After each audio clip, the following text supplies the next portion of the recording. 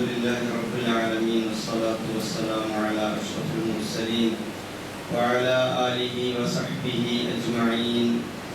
رب اشرح لي صدري ويسر لي أمري واحلل عقدة من لساني يفقهوا قولي. أعوذ بالله من الشيطان الرجيم. بسم الله الرحمن الرحيم. ونريد أن نمن على الذين استضعفوا في الأرض ونجعلهم أئمة ونجعلهم الوارثين. صدق الله العظيم. ബഹുമാന്യരായ സഹോദരന്മാരെ, സത്യവിശ്വാസികൾ, ജീവിതത്തിൻ്റെ എല്ലാ മേഖലകളിലും സർവശക്തനായ മഹോന്നതനായ അല്ലാഹു സുബ്ഹാനഹു വ തആലയുടെ വിധിവിലക്കുകൾ, അവൻ്റെ അന്ത്യദൂതൻ മുഹമ്മദ് റസൂലുള്ളാഹി സ്വല്ലല്ലാഹു അലൈഹി വസല്ലമയുടെ ജീവിതചര്യകൾ അനുധാവനം ചെയ്തുകൊണ്ട് ജീവിതത്തെ വിജയപ്രദമാക്കി തീർക്കുവാൻ, അള്ളാഹുവിന് ഏറ്റവും പ്രിയപ്പെട്ടതാക്കി തീർക്കുവാൻ ഞാൻ എന്നോടെന്ന പോലെ നിങ്ങൾ ഓരോരുത്തരോടും ഓർമ്മിപ്പിക്കുകയാണ്. കാര്യങ്ങൾ ശ്രദ്ധയോടെ കേൾക്കുകയും നല്ലത് മാത്രം പിൻപറ്റുകയും ചെയ്യുന്ന, ചിന്തിക്കുന്ന സന്മാർഗദർശികളായ സജ്ജനങ്ങളിൽ അള്ളാഹു നാം ഏവരെയും ഉൾപ്പെടുത്തി അനുഗ്രഹിക്കുന്നതാണ്. സഹോദരന്മാരെ, ഒരു മഹാ സൽക്കർമ്മങ്ങളുടെയും സത്യവിശ്വാസ പ്രചോദനങ്ങളുടെയും ഒരു പെരുമഴക്കാലം, പരിശുദ്ധ റമദാൻ. അവിടെ നമ്മൾ ഒരുപാട് പണിത്തിരക്കിലായി സൽക്കർമ്മങ്ങളിലൂടെ വിശ്വാസവർദ്ധനവിനുള്ള വഴികൾ കണ്ടെത്തുന്നതിലൂടെ വലിയ ജോലി തിരക്കിലായിരുന്നു നമ്മൾ. അതവിടെ അസ്തമിച്ചു. പിന്നീട് നമ്മൾ മുമ്പോട്ട് പോവുകയാണ്. നമ്മുടെ മക്കളെ സംബന്ധിച്ചിടത്തോളം ഒരു വർഷത്തോളം നീണ്ടു നിന്ന പഠന പ്രവർത്തനങ്ങൾക്ക് അതിൻ്റെ ഇവാലുവേഷൻ, വിലയിരുത്തൽ, എക്സാം അതൊക്കെ കഴിഞ്ഞ് അവരും പഠന പ്രവർത്തനങ്ങൾക്ക് ഒരു വിരാമം ഇട്ടുകൊണ്ട് അവധിക്കാലത്തിൽ പ്രവേശിച്ചിരിക്കുകയാണ്. നമ്മൾ ഏതൊരു കർമ്മങ്ങളിൽ പ്രവേശിക്കുമ്പോഴും അതിനുശേഷം ത്യാഗങ്ങൾ നിറഞ്ഞ പ്രവർത്തനങ്ങൾക്കും പഠനങ്ങൾക്കും സൽക്കർമ്മങ്ങൾക്കും എല്ലാം ശേഷം ഒരു വിശ്രമകാലം, ഒരു വിശ്രമം, ഒരു സന്തോഷം, ഒരു ആനന്ദം എന്നത് ഇസ്ലാമിന്റെ താല്പര്യത്തിൽപ്പെട്ടതാണ്. അതുകൊണ്ടാണ് ഒരു മാസത്തോളം നീണ്ടു നിന്ന വ്രതാനുഷ്ഠാനത്തിനും വ്യത്യസ്തമായ സൽക്കർമ്മ പദ്ധതികൾ അതിൽ വ്യാപൃതരായതിനും ശേഷം ഒരു മഹാപെരുന്നാളെന്ന ആത്മീയതയ്ക്കപ്പുറം ഭൗതികമായ ആഹ്ലാദങ്ങളെയും സന്തോഷങ്ങളെയും കൂടി അള്ളാഹു കൂട്ടിയിണക്കി നമുക്ക് ഇബാദത്തായി നിശ്ചയിച്ചു തന്നത്. മഹാനായ അലി റളിയല്ലാഹു തആല അൻഹു പറയുകയുണ്ടായി, റബ്ബിഹുൽ ഖുലൂബ സഅതൻ ബഅദ സഅ ഫഇദാ കല്ലത് ഉമിയത്. നിങ്ങളുടെ ഹൃദയങ്ങൾക്ക് മണിക്കൂറുകളുടെ ഇടവേളകളിൽ വിശ്രമം നൽകണം. നിങ്ങൾ വലിയ അധ്വാനങ്ങളിൽ ഏർപ്പെട്ടാൽ അത് നിങ്ങളുടെ മനസ്സുകൾക്ക് ഭാരമാകും. ഭാരമായാൽ മനസ്സിന് ആന്ത്യം ബാധിച്ചു പോകും, അന്ധമായി പോകും, മടുപ്പനുഭവപ്പെടും. ഇത് ഇസ്ലാമിക് സൈക്കോളജിയുമായി ബന്ധപ്പെട്ട കാര്യമാണ്. അപ്പൊ ആ അർത്ഥത്തിൽ നമുക്ക് റമദാനിന് ശേഷം ഒരു സന്തോഷം വന്നു കിട്ടി. വിശുദ്ധ ഖുർആൻ ഒരു പൊതുതത്വം നമുക്ക് പറഞ്ഞു തന്നു. തീർച്ചയായും പ്രയാസത്തോടൊപ്പമാണ്, അധ്വാനത്തോടും പരിശ്രമത്തോടും ത്യാഗത്തോടും ഒപ്പമാണ് എളുപ്പമുള്ളത്, ആയാസരഹിതമായ അവസ്ഥയുണ്ടായിത്തീരുന്നത്. വിശ്രമവും സന്തോഷവും സമാധാനവും ഫലം ആസ്വദിക്കാനുള്ള ഉത്സാഹപരമായ അവസ്ഥയും ഒക്കെ ഉണ്ടായിത്തീരുന്നത് അതിനു മുമ്പ് കുറെ അധ്വാനങ്ങൾ കടന്നു പോകുമ്പോഴാണ്.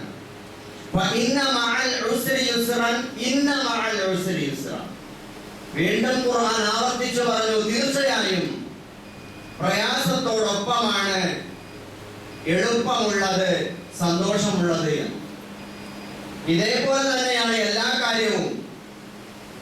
നമ്മൾ റമദാനിന് ശേഷം നമ്മൾ ഏർപ്പെട്ടിരുന്ന വലിയ വലിയ കർമ്മ പദ്ധതികൾ, സൽക്കർമ്മപരമായിട്ടുള്ള അനുഷ്ഠാനങ്ങൾ, പ്രവർത്തനങ്ങൾ, ചര്യകൾ, പരിശീലനങ്ങൾ അതെല്ലാം നിലച്ചു പോവുകയും പിന്നീട് നമ്മൾ വെറും ആലസ്യം ബാധിച്ചവരായി ആ മേഖലയിൽ കടന്നു പോകാനും പാടില്ല. ഖുർആൻ പറഞ്ഞു പ്രയാസത്തോടൊപ്പമാണ് എളുപ്പം എന്ന് ആവർത്തിച്ച് 2 വട്ടം പറഞ്ഞ ശേഷം പറഞ്ഞത്, നിങ്ങൾ ഒരു കാര്യത്തിൽ നിന്ന് വിരമിച്ചാൽ അടുത്തതിന് വേണ്ടി എഴുന്നേൽക്കുക. നിങ്ങൾ വ്യാപൃതരായിരുന്ന, നിങ്ങൾ ത്യാഗത്തിൽ ഏർപ്പെട്ടിരുന്ന ഒരു പ്രവർത്തനം അത് കഴിഞ്ഞാൽ പിന്നീട് അടുത്തതിന് വേണ്ടി എഴുന്നേൽക്കണം. എഴുന്നേൽക്കുക, മറ്റൊന്നിൽ മുഴുകുക. റബ്ബിൽ നിന്ന് നീ ആഗ്രഹിക്കുക.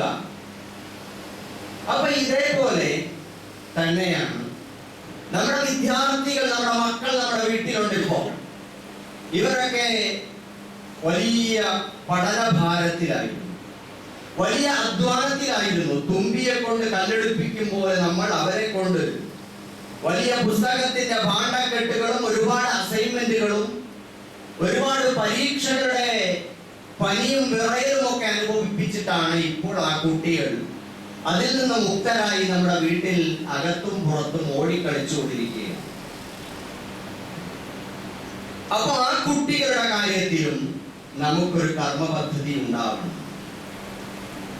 അവധി എന്നത് തൽക്കാലം നമ്മൾ ആ കുട്ടികളെ ഈ അവധിക്കാലത്ത് സന്തോഷിക്കാനും ആനന്ദിക്കാനും അവസരം കൊടുക്കണം. അതോടൊപ്പം അവർക്ക് ഒരു പാഠ്യപദ്ധതി, ഒരു ഗാർഹികമായ വീടുമായി ബന്ധപ്പെട്ട് നിൽക്കുന്ന കുറേയേറെ ചില പഠന പരിശീലന പദ്ധതികൾ നമ്മൾ ഏർപ്പെടുത്തി കൊടുക്കുകയും വേണം. അല്ലെങ്കിൽ ആ വിനോദം, ആ ഒരു വിശ്രമത്തിന്റെ ഇടവേള അത് ആ കുട്ടികളെ വീണ്ടും വലിയ ഗുരുതരമായ വ്യതിചലനങ്ങളിലേക്ക് കൊണ്ടുപോകാൻ സാധ്യതയുണ്ട്. ഞാൻ പറഞ്ഞു, റമദാൻ കഴിഞ്ഞാൽ നമുക്കൊരു പദ്ധതി ഉണ്ടാകണം. അത് ഖുർആൻ അവതരിച്ച മാസമായതുകൊണ്ട് ഖുർആൻ പഠിക്കുന്ന ഒരു തുടർ പഠന പ്രക്രിയ നമുക്കുണ്ടാകണം.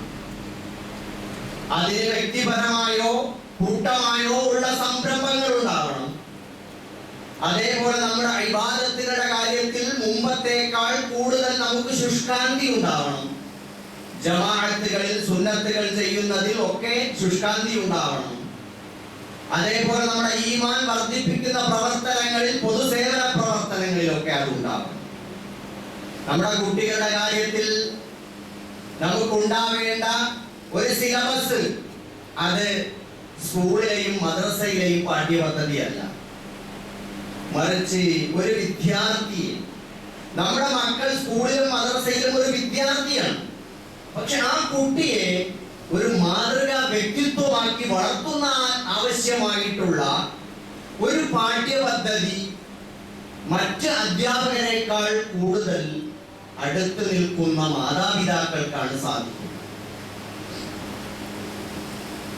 ഈ അവധിക്കാലത്ത് മാതാപിതാക്കളും മക്കളും തമ്മിൽ, ഭാര്യയും ഭർത്താവും തമ്മിലുള്ള ആ മാനസികമായ ബന്ധം ഊഷ്മളമാക്കാൻ പറ്റുന്ന നിലയിലുള്ള പ്രവർത്തനങ്ങൾക്ക് ഗൃഹനാഥന്മാർ സമയം കണ്ടെത്തണം.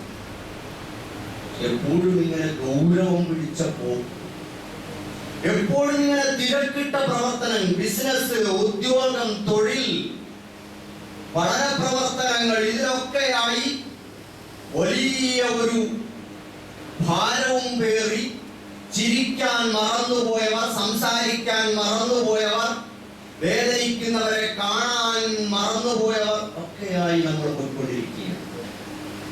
അപ്പോ നമ്മുടെ കുട്ടികൾക്ക് പുറത്തു നിന്ന് സ്നേഹം കിട്ടി മറ്റേതെങ്കിലും കേന്ദ്രങ്ങളിൽ അവർ പെട്ടുപോകുന്നതിന് പകരം സ്നേഹത്തിന്റെ ഉറവ പൊട്ടിച്ചൊഴുക്കി കൊടുക്കാൻ മാതാപിതാക്കൾക്ക് സമയമുണ്ടാവണം. അതിനുവേണ്ടി അവർ ശ്രമിക്കണം. അല്ലെങ്കിൽ ആ കുട്ടികൾ നഷ്ടപ്പെട്ടു പോകും. സ്നേഹം എന്നത് അത് അള്ളാഹു നമുക്ക് നൽകിയ ഒരു വലിയ ധനമാണ്. അതിന് സക്കാത്തുണ്ട്, സദഖയുണ്ട്, അത് കൊടുക്കണം. ചിരിക്കുമുണ്ട് സക്കാത്ത് സദഖയും. നിർബന്ധമായി ചില ആളുകളോട് നമുക്ക് ചില സമയത്തൊന്ന് പുഞ്ചിരിച്ചാൽ അവന്റെ ദുഃഖങ്ങൾ പെയ്തൊഴിഞ്ഞു പോകും. അവൻ അതിന് സദഖയുണ്ട്, പുഞ്ചിരിക്ക് സദഖയുണ്ട്. നിർബന്ധമായി കൊടുക്കേണ്ടതും ഐച്ഛികമായി കൊടുക്കേണ്ടതുമായ ചിരികൾ ഉണ്ടാവും. അതുകൊണ്ട് മറ്റുള്ളവർ ഭയങ്കര സന്തോഷത്തിലാവും. അതേപോലെ തന്നെ നമ്മുടെ നല്ല വാക്കുകൾ, നബി സല്ലല്ലാഹു അലൈഹി വസല്ലം പറഞ്ഞു, കലിമത്തുൻ ത്വയ്യിബ സദഖയാണ്. നല്ല വാക്ക് ഒരു ദാനമാണ്, ഒരു ധർമ്മമാണ്. നമുക്കെന്താ ചെലവ്? അപ്പോൾ നല്ല വാക്കുകളും നല്ല പുഞ്ചിരിയും നല്ല തലോടലും നല്ല അണച്ചുകൂട്ടലും നല്ല ആലിംഗനവും നല്ല ഹസ്തദാനവും ഒക്കെയുള്ള നല്ല സ്നേഹോഷ്മളമായ ഒരു ഗൃഹാന്തരീക്ഷത്തിൽ ഉമ്മയും ബാപ്പയും മക്കളും ഒക്കെ ആയിട്ടുള്ള ഒരു കൂടിയിരുത്തവും ഒരു പോക്കുവരവും ഒരു വിനോദയാത്രയും ഒരു കളിയും എന്തേ ആയിക്കൂടാത്തത്? കൃത്രിമമായ വിനോദങ്ങൾക്കപ്പുറം എവിടേക്ക് പോകുന്നു എന്നുള്ളതല്ല വിഷയം.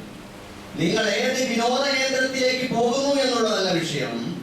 നമ്മൾ പോകുമ്പോൾ നമ്മൾ പരസ്പരം മിങ്കിളായി മുഖത്തോട് മുഖം നോക്കി ഓരോരുത്തരും അവരെ ശ്രദ്ധിച്ച് അവരുടെ സ്നേഹവും കളിയും തമാശയും ഒക്കെ ആസ്വദിച്ച ബന്ധങ്ങൾ ഊഷ്മളമാവുകയാണ്. മസിൽ പിടിച്ചുള്ള ഈ പോക്കാണ്. ആർക്കും ഒന്നിന് സമയമില്ല. ഇതിന് സമയം കണ്ടെത്തണം. ഇത് സദഖയാണ്, ഇത് നിർബന്ധമാണ്. നമുക്ക് നമ്മുടെ കുട്ടികളെ നേരായ വഴിയിൽ കൊണ്ടുവരാൻ നമുക്ക് ബന്ധമാണ് പ്രധാനം. യാ ബുനയ്യ, എന്റെ പൊന്നുമോനെ എന്ന് വിളിച്ചുകൊണ്ട് ലുഖ്മാൻ അലൈഹിസ്സലാം തന്റെ മോനോട് കുറെ ഉപദേശങ്ങൾ കൊടുക്കുന്നു. ആ ഉപദേശങ്ങൾ കൊടുക്കാനും കുട്ടിയെ അനുസരണയുള്ളവരാക്കാനും നല്ലവരാക്കാനുമുള്ള വഴി എന്താണ്? അവരുമായിട്ട് ബുനയ്യ എന്ന് വിളിക്കാനുള്ള ബന്ധമുണ്ട്. എന്റെ പൊന്നുമോനെ, എടാ കുഞ്ഞാന്ന് വിളിക്കാനുള്ള ഒരു ബന്ധമുണ്ടാകും. ഉണ്ടായാലേ നമ്മളെ അനുകരിക്കാൻ അവർക്കും കഴിയും, വാക്കിലും പ്രവൃത്തിയിലും. അപ്പൊ അങ്ങനെ ഒരു ഊഷ്മളമായ ബന്ധം വളർത്തിയെടുക്കാൻ ഈ സമയത്ത് നമുക്ക് കഴിയണം. നമ്മുടെ ഇണകൾ, ഭാര്യയും ഭർത്താവും തമ്മിൽ അകന്നു പോകരുത്. ഞാൻ ആരോടാണ് ഇത് പറയേണ്ടത് എന്ന് ഒരിക്കലും നമ്മുടെ ഭാര്യ ചോദിക്കുന്ന അവസ്ഥയുണ്ടാവരുത്. മറിച്ച് ഞാനുണ്ട്, എന്നോട് പറഞ്ഞോളൂ എന്ന് പറയാൻ കഴിയണം. കാനൻ നബി സല്ലല്ലാഹു അലൈഹി വസല്ലം യുഹസ്സിസു ജുസ്അൻ കബീറൻ മിൻ വഖതിഹി ലിസൗജാതിഹി. ഇമാം ഇബ്നുൽ ഖയ്യിം റഹിമഹുല്ലാഹ് വിശദീകരിക്കുകയാണ് നബി സല്ലല്ലാഹു അലൈഹി വസല്ലമയുടെ സ്വഭാവം. നബിയുടെ ഇണകൾക്ക് വേണ്ടി, കുടുംബത്തിന് വേണ്ടി ഒരുപാട് സമയം നബി നീക്കി വെക്കുമായിരുന്നു. ആരാണ് റസൂൽ? ലോകത്തിന്റെ നായകൻ, ഒരു രാഷ്ട്രത്തിന്റെ ഭരണാധിപൻ. പ്രബോധന പ്രവർത്തനങ്ങളിൽ, സമര പ്രവർത്തനങ്ങളിൽ, പോരാട്ടങ്ങളിൽ ഏർപ്പെട്ടുകൊണ്ടിരുന്ന ഒരുപാട് തിരക്കുള്ള ഒരു മഹാനുഭാവൻ. നബി സല്ലല്ലാഹു അലൈഹി വസല്ലമയുടെ ഭാര്യയ്ക്കും മക്കൾക്കും വേണ്ടി വലിയ സമയം നീക്കി വെക്കുമായിരുന്നു. മുതആമിലൻ മഅഹുന്ന ബിൽ മവദ്ദ വറഹ്മ, കാരുണ്യത്തോടെയും സ്നേഹവായ്പോടെയും പ്രവാചകൻ അവരുമായിട്ട് ഇടപഴകുമായിരുന്നു. വൽ മറഹി വൽ ഇസ്തിറാ വൽ ഇസ്തിമാ, നബി സല്ലല്ലാഹു അലൈഹി വസല്ലം നമ്മുടെ പ്രശ്നങ്ങൾ ശ്രദ്ധിച്ച് കേൾക്കുമായിരുന്നു. നല്ലൊരു കേൾവിക്കാരനായിരുന്നു റസൂലുള്ളാഹി സ്വല്ലല്ലാഹു അലൈഹി വസല്ലം. അവരോടൊപ്പം കളിക്കുമായിരുന്നു. ഭാര്യയോടൊപ്പം, ഖദീജയോടൊപ്പം, ആയിഷയോടൊപ്പം ഓട്ടമത്സരം നടത്തിയ കഥ നമുക്ക് ഹദീസിൽ കാണാൻ കഴിയുമല്ലോ. നിങ്ങൾ ആലോചിച്ചു എത്രമാത്രം ഗൗരവമുള്ള റസൂലാണ്. പക്ഷേ തന്റെ മക്കളോട്, ഭാര്യയോട് വരുമ്പോ അവിടെ കളിയും തമാശയും വിനോദങ്ങളും ഒക്കെയായി ഇടപഴകുകയാണ്. അതുകൊണ്ട് അതിന് സമയം കണ്ടെത്തണം, മക്കളെ സന്തോഷിപ്പിക്കണം, ആനന്ദിപ്പിക്കണം. രണ്ടാമതായി കുടുംബ ബന്ധങ്ങൾ ചേർക്കണം. നിങ്ങളുടെ കുടുംബ ബന്ധങ്ങൾ ചെന്നു നിൽക്കുന്ന വഴികൾ, അതിന്റെ കുടുംബ പരമ്പരകൾ, ഇതൊക്കെ നിങ്ങൾ നിങ്ങളുടെ മക്കളെ പഠിപ്പിക്കണം എന്ന് റസൂലുള്ളാഹി സ്വല്ലല്ലാഹു അലൈഹി വസല്ലം അങ്ങനെ പഠിപ്പിച്ചു കൊടുക്കണം. കാരണം അത് കുടുംബ സ്നേഹം ഉണ്ടാക്കി തീർക്കും. അത് സമ്പത്തിൽ വർധനവുണ്ടാക്കും, ആയുസ്സിൽ വർധനവുണ്ടാക്കും എന്നെല്ലാം റസൂലുള്ളാഹി സ്വല്ലല്ലാഹു അലൈഹി വസല്ലം പറഞ്ഞത് കാണാം. അപ്പോ നമ്മുടെ മക്കൾക്ക് ഇന്ന് ആരെയും അറിയില്ല. സ്വന്തം ബാപ്പയും ഉമ്മയെയും അല്ലാതെ ബാപ്പയുടെ സഹോദരങ്ങൾ, ഉമ്മയുടെ സഹോദരങ്ങൾ, കുടുംബക്കാർ അങ്ങനെ കൈവഴികളായി പോകുന്ന ആരെയും അവർക്ക് പരിചയമില്ല. ആരാണെന്ന് ചോദിച്ചാൽ ബന്ധം പറയാൻ അറിയില്ല.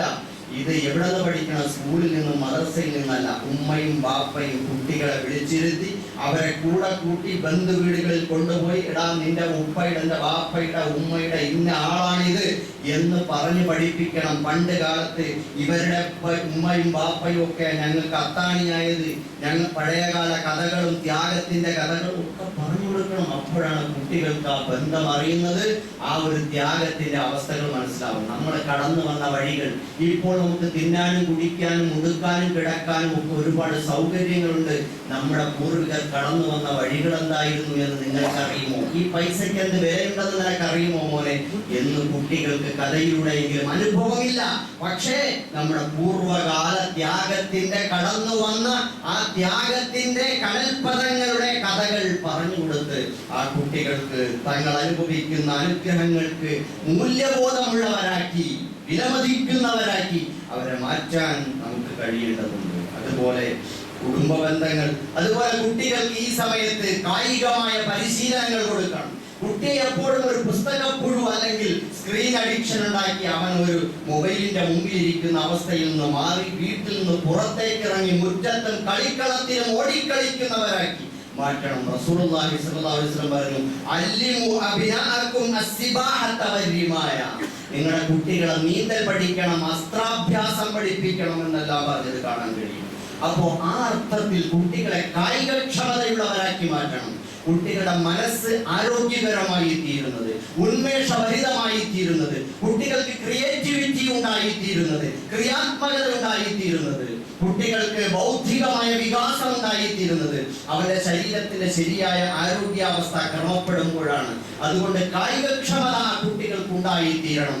അതിന് പറ്റുന്ന നിലയിൽ നമ്മുടെ മാർഷൽ ആർട്സുകളും അതേപോലെ മറ്റുള്ള കായിക പ്രധാനമായിട്ടുള്ള വിനോദങ്ങളിലും ഏർപ്പെടുത്തി അവരെ അതിൽ അഭ്യസ്തരാക്കി മാറ്റി, അവരെ മിടുക്കന്മാരാക്കി, നല്ല നിവർന്ന് നടക്കുന്നവരാക്കി, ആത്മാഭിമാനത്തോടെ തലയുയർന്ന് നടക്കുന്ന മക്കളാക്കി മാറ്റാൻ ഈ അവധിക്കാലത്ത് നമുക്ക് ചെയ്യേണ്ടതുണ്ട്, ശ്രമിക്കേണ്ടതുണ്ട്. അതൊക്കെ സുന്നത്തായ കാര്യങ്ങളാണ്, നബി സല്ലല്ലാഹു അലൈഹി വസല്ലം പഠിപ്പിച്ച കാര്യങ്ങൾ. അതുപോലെ ധാർമ്മികമായ ചിട്ട, നബി സല്ലല്ലാഹു അലൈഹി വസല്ലം പറഞ്ഞു, മാ നഹല വാലിദുൻ വലദൻ മിൻ നഹലിൻ അഫ്ളല മിൻ അദബിൻ ഹസൻ. ഒരു മാതാവ്, ഒരു പിതാവ് തന്റെ മോനെ മോൾക്ക് പഠിപ്പിച്ചു കൊടുക്കുന്ന നല്ല ഒരു സംസ്കാരം, ഒരു ചിട്ട, ഒരു മര്യാദ, അതിനേക്കാളും വലുതായി ഒരു സമ്മാനവും ആ കുട്ടിക്ക് നിങ്ങൾക്ക് കൊടുക്കാൻ കഴിയില്ല.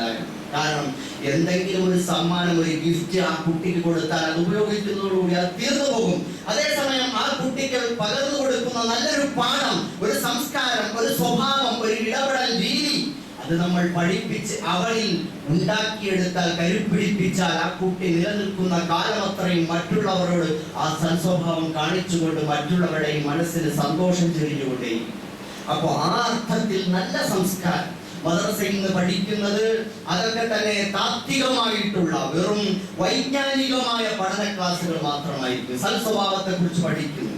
പക്ഷേ ഇതൊക്കെ എവിടെയാണ് പ്രായോഗികമാകുന്നത്, പ്രാവർത്തികമാകുന്നത്? അത് വീടിന്റെ അകത്തളത്തിലാണ്. ഉമ്മയിൽ നിന്ന് ബാപ്പയിൽ നിന്ന് കണ്ടുപഠിക്കണം. അങ്ങനെയാവണം. ആളുകൾക്ക് കൊടുക്കുന്ന അവസ്ഥ, പരദൂഷണം പറയാത്ത അവസ്ഥ, കുടുംബ ബന്ധങ്ങൾ ചേർക്കുന്ന അവസ്ഥ, ആളുകളോട് പിണങ്ങിപ്പിരിഞ്ഞിരിക്കാത്ത അവസ്ഥ, വസ്തുവിന്റെ പേരിൽ, വസ്തുവകകളുടെ പേരിൽ തർക്കങ്ങൾ ഉണ്ടാക്കാത്ത അവസ്ഥ, വിട്ടുവീഴ്ച ചെയ്യുന്ന അവസ്ഥ, മറ്റുള്ളവരുടെ അത്യാഹിതങ്ങൾക്ക് ഓടിയെത്തുന്ന അവസ്ഥ, ഇതൊക്കെ ഉമ്മയിൽ നിന്നും ബാപ്പയിൽ നിന്നും ഒരു കുട്ടി പഠിച്ചാൽ പിന്നെ ഒരു മദ്രസയിലും ആ കുട്ടിക്ക് ആ വിഷയത്തിൽ പഠിക്കേണ്ടി വരില്ല. എന്നിട്ട് പറഞ്ഞു കൊടുക്കാൻ, ഇത് നമ്മളെ നബി ഇങ്ങനെയായിരുന്നു മക്കളെ എന്ന് പറയുന്നത് പോലൊരു പാഠം ഒരിക്കലും മദ്രസയിൽ നിന്ന് ആരുണ്ടാക്കിയ മദ്രസയുടെ പാഠപുസ്തകമാണെങ്കിൽ അത്രയും വലിയൊരു പാഠം കൊടുക്കാൻ കഴിയില്ല സഹോദരന്മാരെ. നമ്മുടെ കുട്ടികൾക്ക് അടിസ്ഥാനപരമായി ഒരു മുസ്ലിമായി ജീവിക്കുന്നത് മദ്രസയിൽ എത്രയിൽ പഠിക്കുന്നു, 8-ലാണ് 10-ലാണ് എന്നൊക്കെ പറഞ്ഞ് വലിയ വർത്തമാനം പറയും. കുട്ടിക്ക് തെറ്റില്ലാതെ നമസ്കരിക്കാൻ അറിയുമോ, തെറ്റില്ലാതെ ഫാത്തിഹ ഓതാൻ അറിയുമോ? പരിശോധിക്കണം. നിസ്കരിക്കാൻ നമസ്കാരത്തിന് വേണ്ടി ഒന്നുമെടുക്കുമ്പോൾ തയമം ചെയ്യാൻ, അതുപോലെ നമസ്കാരം ഫാത്തിഹ ഓതി ഇങ്ങോട്ട് വജഹത്തു അല്ലെങ്കിൽ ഇഫ്തിതാഹിന്റെ ദുആ ഓതി ഇങ്ങോട്ട് വന്ന് സലാം വീട്ടുന്നത് വരെ ഒരു തെറ്റുമില്ലാതെ ആ കുട്ടിക്ക് അത് ചെയ്യാൻ കഴിയുമെന്ന് ഉത്തര പേപ്പറിൽ എന്തെങ്കിലും ദുആ എഴുതി വെക്കുന്നതിനപ്പുറം ആ കുട്ടിയെ പരിശോധിക്കാൻ വിശ്വസ്തനായ ഒരു അധ്യാപകനെ ഉപയോഗിച്ചിട്ട് ഈ അവധിക്കാലത്ത് നിങ്ങൾക്ക് ശ്രമിക്കാവുന്നതാണ്. എന്റെ കുട്ടിക്ക് തെറ്റില്ലാതെ നിസ്കരിക്കാൻ അറിയുമോ, ഒതുവെടുക്കാൻ അറിയുമോ, തയമ്മം ചെയ്യാൻ അറിയുമോ? എത്ര പേർക്കറിയാം? പഠിച്ചു, 10ാം ക്ലാസ്സിലെത്തി, 12ാം ക്ലാസ്സിലെത്തി. ആർക്ക് വേണം ഈ സർട്ടിഫിക്കറ്റ്? ഈ കുട്ടിയുടെ പ്രവൃത്തി പദത്തിൽ അത് വന്നാൽ ആ കുട്ടി വിജയിച്ചു, അവിടെയാണ് മാർക്കിടേണ്ടത്. അല്ലാതെ ഈ സർട്ടിഫിക്കറ്റ് ഭൂലോകത്ത് ഒരു സ്ഥലത്തും ആവശ്യമില്ല. സർട്ടിഫിക്കറ്റ് ഒക്കെ കൊണ്ടുവച്ചു, പക്ഷെ ഇത് പ്രവൃത്തി പദത്തിൽ കുട്ടിക്ക് വന്നോ നമുക്ക് സന്തോഷിക്കും. ഇതേപോലെ തന്നെ കുട്ടിക്ക് അറിയോ എന്താണ് തയമ്മം അറിയോ? ഒരവസ്ഥ വന്നു, ഒരു ആക്സിഡന്റ് വന്നു, ഒരു മുറിവ് വന്നു, വെച്ച് കെട്ടിക്കൊണ്ട് നടക്കുകയാണ്, ആ കുട്ടിക്ക് തയമ്മം ചെയ്യാൻ അറിയില്ലേ? ഒരു യാത്ര പോകാൻ അടുക്ക് പിടിച്ച് കളാക്കിക്കൊണ്ടിരിക്കുകയാണ്, ഹോസ്പിറ്റലിലാണ്. അവിടെ എന്താണ് ജംഉ ഖസ്ർ എന്നുള്ള ഒരു സംഗതി, അത് പഠിപ്പിച്ചു കൊടുക്കാൻ പ്രായോഗികമായി എന്താണ് ജംഉ ഖസ്ർ എന്ന് അറിഞ്ഞിരിക്കണ്ടേ? ബാപ്പ മരിച്ചുപോയി, മോന് 20 വയസ്സായി, പണ്ടെന്നോ പഠിച്ച ഒരു ദുആ അതെങ്ങാൻ അത് ഓർത്തു നോക്കി പറഞ്ഞിട്ട് കിട്ടുന്നില്ല, വല്ല ഗുണവുമുണ്ടോ? സ്വന്തം ബാപ്പ മരിച്ചു കിടക്കുന്നു, മോന് മയ്യത്ത് നിസ്കരിക്കാൻ കഴിയുന്നില്ല. എന്താണ് അവസ്ഥ സഹോദരന്മാരെ? ഇതേപോലെ സക്കാത്ത് കൊടുക്കണം, ഫർളായ കാര്യമല്ലേ? മോനെ വലിയ ബിസിനസ്സുകാരനാക്കി, വലിയ ഉദ്യോഗസ്ഥനാക്കി, പണം ഇഷ്ടം പോലെ ഉണ്ട്, സക്കാത്ത് കൊടുക്കാൻ അറിയില്ല, മോന്റെ ജീവിതം പോയില്ലേ? ഫർളല്ലേ? ഫർള് നമസ്കാരം പോലെ അതിനെ നിഷേധിച്ചാൽ കാഫറായി പോകൂലേ? അപ്പൊ ഇതൊക്കെ പഠിക്കണ്ടേ? ഇതൊക്കെ പ്രാക്ടിക്കലായ പ്രായോഗികമായ കുറേയേറെ പാഠങ്ങൾ നമ്മുടെ മക്കൾക്ക് ഉണ്ടാവണം. ഇതിനൊക്കെ ഇതുപോലുള്ള സമയങ്ങൾ നമുക്ക് ഉപയോഗപ്പെടുത്താൻ കഴിയും. അതുപോലെ തന്നെ വിശ്വാസം എന്നൊക്കെ പറയുന്ന ഒരുതരം മിഥ്യയായി കൊണ്ടുവരണം. അല്ലാഹ് കോളേജിൽ ചെല്ലുമ്പോൾ, സ്കൂളിൽ ചെല്ലുമ്പോൾ പലരും കൂട്ടുകാരും സാറന്മാരും ഒക്കെ തന്ത്രപരമായി ഇടയ്ക്കൊന്ന് കയറ്റി കൊടുക്കും ഒരു നാസ്തികവാദം. എന്താണ്? പടച്ചോനയാ, അല്ലാഹയാ, റസൂലാ, പരലോകോ, അതൊക്കെ എവിടെ ഇരിക്കുന്നു, ആര് കണ്ടിരിക്കുന്നു? കുട്ടിയുടെ മനസ്സിൽ അതിന് കൊടുത്തു. ഇപ്പൊ മദ്രസയിൽ പഠിച്ചിട്ട് അത് കിട്ടിക്കൊള്ളണമെന്നില്ല.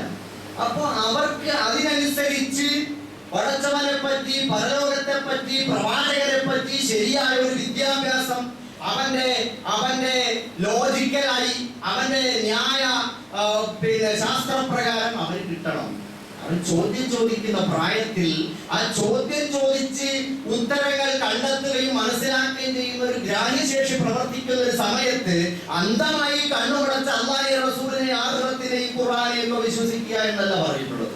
അഫലാ തഅഖിലൂൻ, നിങ്ങൾ ചിന്തിക്കുന്നില്ലേ? അഫലാ തദബ്ബറൂൻ, നിങ്ങൾ ഉറ്റാലോചിക്കുന്നില്ലേ? അം അലാ ഖുലൂബിൻ അഖ്ഫാലുഹാ, അവരുടെ ബുദ്ധി തലങ്ങളിൽ അവർക്ക് പൂട്ടിട്ട് വെച്ചിരിക്കുകയാണോ എന്നൊക്കെയാണ് ഖുർആൻ ചോദിക്കുന്നത്. അപ്പോ ഈ ബുദ്ധിയുടെ പൂട്ട് പൊളിച്ച് അവിടെ അന്ധമായി കിടക്കുന്നതിനെയൊക്കെ പ്രകാശപൂരിതമാക്കി തീർക്കാൻ യുക്തിസഹമായി ഇസ്ലാമിനെ പറഞ്ഞു കൊടുക്കാനുള്ള സംവിധാനങ്ങൾ ഉണ്ടാവണം. മദ്രസകളിൽ നിന്ന് അത് നടക്കുന്നുണ്ടോ എന്ന് പരിശോധിക്കണം. ഒരു ചോദ്യം ചോദിക്കുമ്പോഴേക്ക് എല്ലാം തകർന്നു പോകുന്ന ഒരവസ്ഥയിലേക്ക് കുട്ടിയുടെ ധാർമ്മിക വിദ്യാഭ്യാസവും വിശ്വാസവും ഇതൊക്കെ തകർന്നു പോകുന്ന അവസ്ഥയുണ്ടാവരുത്. മറിച്ച് ഉറച്ച നല്ലൊരു കുട്ടിയാക്കി വളർത്തിയെടുക്കാൻ മാതാപിതാക്കളുടെ മുൻകൈയിലുള്ള ശ്രമങ്ങൾ ഈ സമയങ്ങളിൽ ഉണ്ടായിത്തീരണം.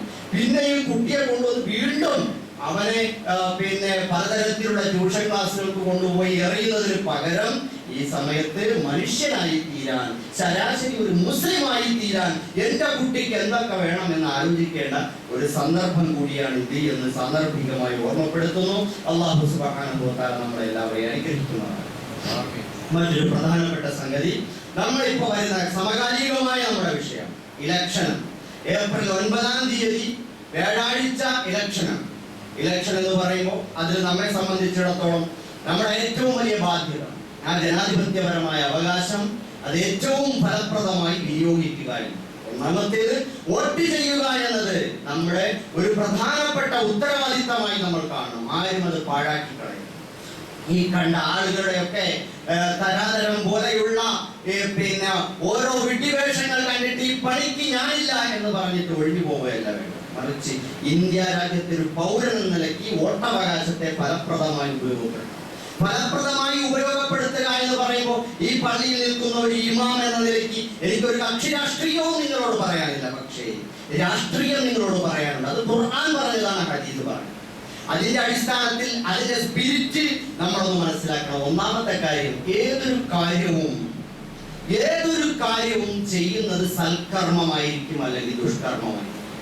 ഇസ്ലാമിന്റെ പട്ടികയിൽ വരാത്ത ഒരു കർമ്മവും കടന്നു പോകില്ല. അത് നിങ്ങൾ നിസ്കാരവും നോമ്പ് സക്കാത്തും ഹജ്ജ് ദിക്റും ദുആയും സലാത്തും മാത്രമല്ല, മറിച്ച് നിങ്ങളുടെ രാഷ്ട്രീയം, നിങ്ങളുടെ സാമൂഹിക പ്രവർത്തനം, നിങ്ങളുടെ കുടുംബജീവിതം, നിങ്ങളുടെ നീതിന്യായ വ്യവസ്ഥ എല്ലാം ഇസ്ലാമിന്റെ കോളത്തിൽ വരുന്നു. അവിടെ ഇങ്ങനെ ഒഴിഞ്ഞു കിടക്കും. അവിടെ നിങ്ങൾ എന്ത് നിലപാടെടുക്കും? അവിടെ ഒന്നുകിൽ നിങ്ങൾക്ക് പിശാചിനൊപ്പം പോകാം, അല്ലെങ്കിൽ പടച്ചവനോടൊപ്പം പോകാം. നിങ്ങൾ അള്ളാഹുവിനോടൊപ്പം പോകുമ്പോഴാണ് നമ്മുടെ നിയ്യത്ത് ശരിയാണ്. ഏത് കർമ്മം ചെയ്യുന്നതിനും അതിലെ നിയ്യത്ത്, ഇഖ്ലാസ് വളരെ പ്രധാനമാണ്, മർമ്മപ്രധാനമാണ്. ഇന്നമൽ അഅ്മാലു ബിന്നിയ്യ, കർമ്മങ്ങൾ സ്വീകരിക്കപ്പെടുന്നത് നിയ്യത്തിന്റെ അടിസ്ഥാനത്തിലാണ്, ഉദ്ദേശശുദ്ധിയുടെ അടിസ്ഥാനത്തിലാണ് എന്ന് റസൂലുള്ളാഹി സ്വല്ലല്ലാഹു അലൈഹി വസല്ലം. അതുകൊണ്ട് നമുക്ക് ആത്മാർത്ഥമായ നിയ്യത്ത്, ഉദ്ദേശശുദ്ധി ഉണ്ടാകും. ആ ഉദ്ദേശശുദ്ധിയുടെ അടിസ്ഥാനത്തിൽ ചെയ്യുമ്പോഴേ അത് സൽക്കർമ്മമായി തീരും. ഈ അമലുകൾ രണ്ട് തരത്തിലുണ്ട് ഞാൻ പറഞ്ഞു. ഒന്ന് അമലു സ്വാലിഹാത്ത്, മറ്റൊന്ന് അമലു ശൈത്താൻ. സൽക്കർമ്മവുമുണ്ട്, പൈശാചികമായ ദുഷ്കർമ്മവുമുണ്ട്. പൈശാചികമായ ദുഷ്കർമ്മം എന്ന് പറഞ്ഞാൽ നമ്മുടെ രാഷ്ട്രീയ പ്രവർത്തനം അല്ലെങ്കിൽ തെരഞ്ഞെടുപ്പിൽ വോട്ട് രേഖപ്പെടുത്തുക എന്നതുമായി ബന്ധപ്പെട്ട് ചിന്തിക്കുമ്പോൾ അത് നമ്മുടെ പരമ്പരാഗതമായ പണ്ടേക്കു പണ്ടേ ന്യായാന്യായങ്ങൾ പരിശോധിക്കാതെ, നീതി അനീതികൾ പരിശോധിക്കാതെ അന്ധമായിട്ടുള്ള പക്ഷപാതിത്വത്തിന്റെ പേരിൽ ഒരു ശീലം, അത് നമ്മൾ നമുക്ക് സ്ഥിരപ്പെട്ടു പോയ, നമ്മുടെ മനസ്സിൽ സ്ഥിരപ്പെട്ടു പോയ ഒരു പക്ഷപാതിത്വ ചിന്തയുടെ പേരിലുള്ള ഒരു വോട്ട് രേഖപ്പെടുത്തലാവരുത്. നമ്മുടെ സ്വാർത്ഥതയുടെ പേരിലുള്ള ഒരു വോട്ട് രേഖപ്പെടുത്തലാകരുത്. നമ്മുടെ സ്വകാര്യമായ ലാഭങ്ങൾ നോക്കിയുള്ള വോട്ട് രേഖപ്പെടുത്തലാവരുത്. അന്യായത്തിന് കൂട്ടുനിൽക്കുന്ന നിലയിലുള്ള വോട്ട് രേഖപ്പെടുത്തലാവരുത്. മറിച്ച് അവിടെ നമുക്ക് സദുദ്ദേശം ഉണ്ടാകണം. ഒന്നാമത്തെ കാര്യം, എന്തിനാണ് ഞാൻ വോട്ട് ചെയ്യുന്നത്? ശുദ്ധമായ ഒരു വിശ്വാസം, ഒരു ഉദ്ദേശം ഉണ്ടാകണം. അതോടൊപ്പം തന്നെ നമുക്ക് നീതിയും സത്യസന്ധതയും നമ്മുടെ മുമ്പിൽ ഉണ്ടാകും. ആ അവസ്ഥയിൽ മാത്രമേ നമ്മുടെ വോട്ടുകൾ അല്ലാഹുവിന്റെ അടുക്കൽ സ്വീകരിക്കപ്പെടുള്ളൂ. അല്ലെങ്കിൽ ആ നിയ്യത്ത് ശരിയല്ലെങ്കിൽ ഖുർആൻ പറയുന്നത് പോലെ ഈ വോട്ട് എന്ന് പറയുന്ന ഒന്ന് അമാനത്താണ്. ഉത്തരവാദിത്തത്തോടുകൂടി ചെയ്യേണ്ടതാണ്. കാരണം അല്ലാഹുവിന്റെ അടുക്കൽ നമ്മൾ ആൻസറബിൾ ആണ്.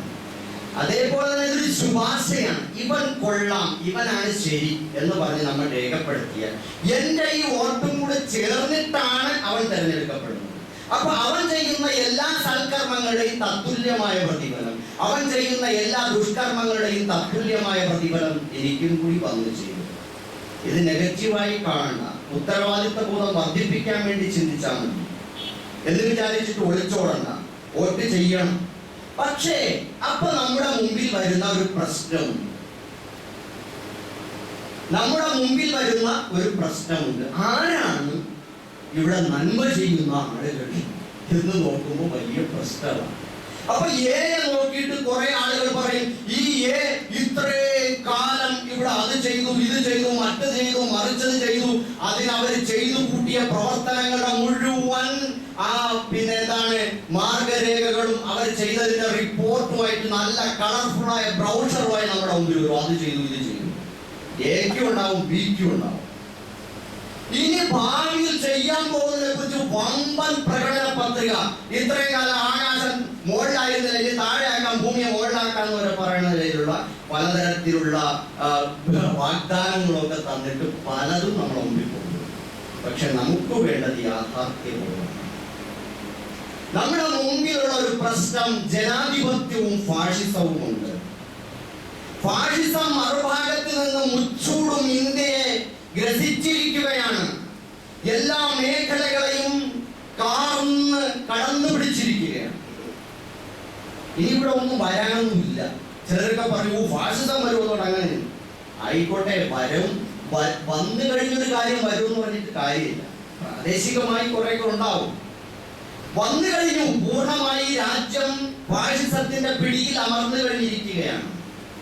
അപ്പൊ ഫാഷിസം ഇവിടെയുണ്ട്, ജനാധിപത്യം ഇവിടെയുണ്ട്.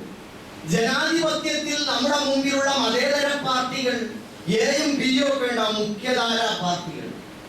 ആ പാർട്ടികൾ ആർക്ക് ചെയ്യണം. അല്ലെങ്കിൽ ഇനി എയും ബിയും അല്ലാതെ മുഖ്യധാര അല്ലാതെ അമുഖ്യധാര പാർട്ടികളും ഉണ്ടാവാം.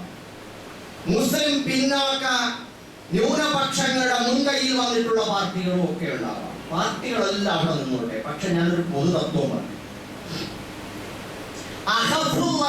എന്നൊരു മസലുണ്ട് ഇസ്ലാമിക കർമ്മശാസ്ത്രത്തിൽ. രണ്ട് മാരകമായ ഭവിഷ്യത്തുകൾ വരുമ്പോൾ അതിൽ അപകടം കുറഞ്ഞതിനെ പിന്തുണയ്ക്കുക എന്ന്.